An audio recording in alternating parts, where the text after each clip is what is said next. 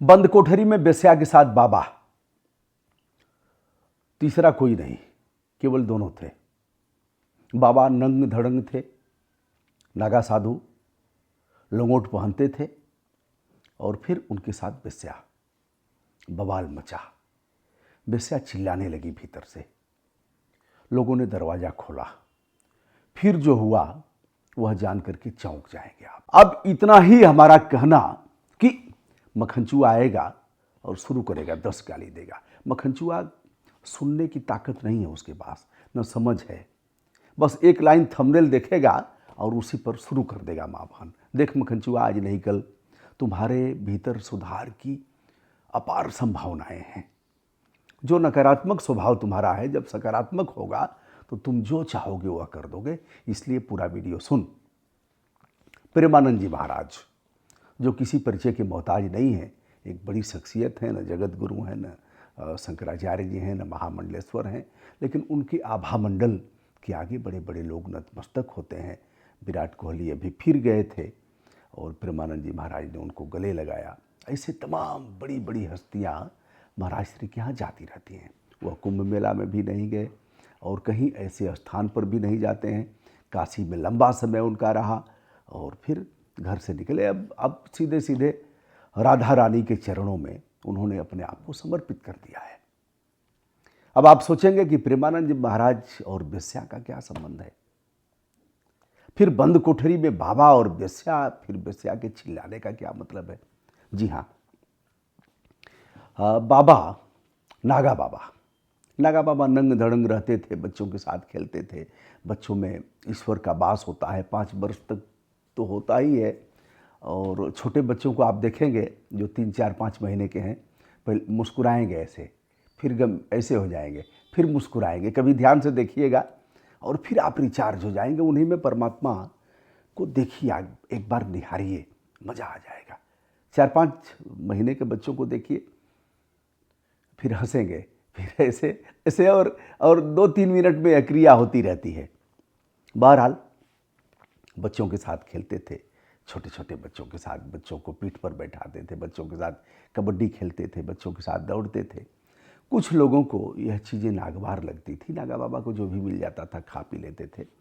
एक साजिश रची गई कि बाबा को फंसाया जाए और बाबा गांव छोड़ देगा, क्योंकि अब बच्चों को बिगाड़ रहा है। एक भीतर भीतर हुआ कि यह तो बच्चों को पढ़ने लिखने नहीं देगा, बिगाड़ रहा है, राम राम कहना बता रहा है, राधा राधा, राधे राधे कहना बता रहा है। बच्चे यही सीख रहे हैं, बच्चों के साथ कबड्डी खेलता है। एक बेस्या को तय किया लोगों ने कि देख, तुम्हें यह काम करना है। हम लोग बच्चों के साथ बाबा खेलता रहेगा और हम लोग भीतर उस रूम में ले जाएंगे और फिर बाबा को बंद कर देंगे, उसी में तुमको भी बंद कर देंगे। फिर बाबा का जो असली स्वरूप है उसे दिखाना है तुम्हें। बाबा के साथ छेड़छाड़ करना और बाबा के साथ फिर ऐसे करना, बाबा का टूट जाएगा जो ब्रह्मचर्य व्रत है, या फिर नौटंकी कर रहा होगा तो अपने आप उसका भंग हो जाएगा। फिर तुम चिल्लाना, हम लोग बाहर से खोलेंगे, फिर बाबा को पीट करके गांव से भगाएंगे। बाबा को क्या पता कि इतनी बड़ी साजिश यह सब कर रहे हैं मखनचुआ। अब बच्चों के साथ बाबा खेल रहे थे, खेल में मग्न थे। उसी समय कुछ लोग बच्चों के साथ खेलते खेलते उस रूम की तरफ ले गए, कोठरी में, और बच्चे भी कोठरी में गए। बाबा खेल रहे थे, फिर उसी में बेस्या को करके बच्चों को निकाल दिया बाहर, धीरे सा बच्चों को निकाल दिया और बाहर से बंद कर दिया। अब लंगोट पहने हुए नंग धड़ंग बाबा और वह बेस्या, जवान बेस्या, रूम में कोई नहीं। बाबा तो अपने ध्यान में मग्न है कि बच्चों के साथ हम खेल रहे हैं। अब बेस्या ने क्या किया, बाबा से लिपट गई। बाबा के ऊपर कोई असर नहीं हुआ। बेस्या ने आगे क्रियाकलाप शुरू किया, अपने कपड़े उतारना शुरू किया। कपड़े उतार करके नंग धड़ंग हो गई जैसे बाबा थे। अब परमात्मा का आसन हिल जाता है, बाबा पर कोई असर नहीं हुआ। बाबा का शरीर तो वहीं रह गया, आत्मा बाहर निकल गई, लेकिन परमात्मा का आसन हिला। और फिर उसी में से सैकड़ों की संख्या में बरैया जो हाड़ी होती है निकलती हैं सब बिल से और केवल वेश्या पर लिपट जाती हैं नीचे से ऊपर तक। शरीर पर उसके वस्त्र नहीं हैं और वह काट रही हैं। वेश्या चिल्लाई। प्लान तो यही था कि चिल्लाना है तुम्हें, भीतर जा करके चिल्लाओगी तो हम लोग खोलेंगे और खोल करके बाबा को पीटेंगे, पीट करके गांव से बाहर कर देंगे।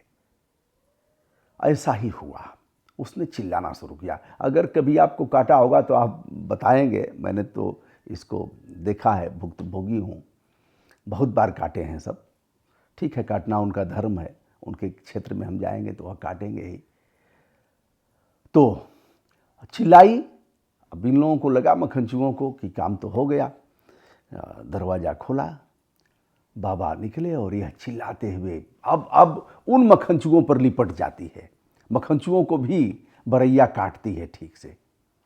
और परमात्मा ने बाबा का साथ दिया, बाबा का जो धर्म था उसे बचाया।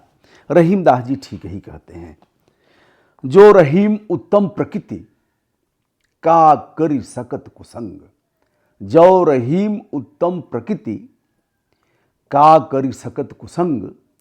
चंदन विष व्यापत नहीं, लिपटे रहत भुजंग।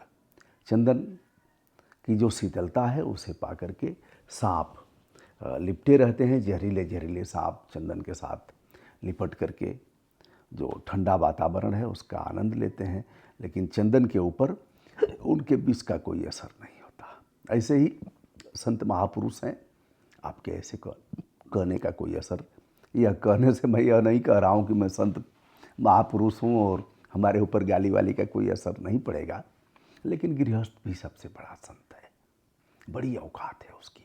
और ऊपर वाला, हम तो कई बार चमत्कार देखे हैं महाराज, हम कोई कुछ पहनते वहनते नहीं हैं, एक जने उदाहरण करते हैं, लेकिन मैं कभी कभी बताऊंगा आपसे, जो मैंने देखा है उसे मैं बताऊंगा किस तरह से ऊपर वाला सहयोग आपका करता है। बस यह है कि अच्छे काम में लगे रहना है।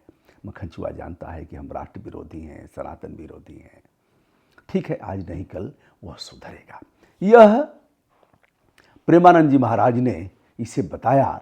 नागा बाबा के साथ जो हुआ, बेस्या ने जो किया और लोगों ने जो करवाया और परमात्मा ने जो साथ दिया। दोस्तों, मैं हूं ब्रजभूषण दुबे। इस कहानी से आप क्या शिक्षा लेते हैं ज़रूर बताइएगा। आपके कमेंट विनम्रता के साथ हम आमंत्रित कर रहे हैं। हमारा सादर प्रणाम स्वीकार करें। नमस्ते, शुभकामना, बहुत बहुत धन्यवाद।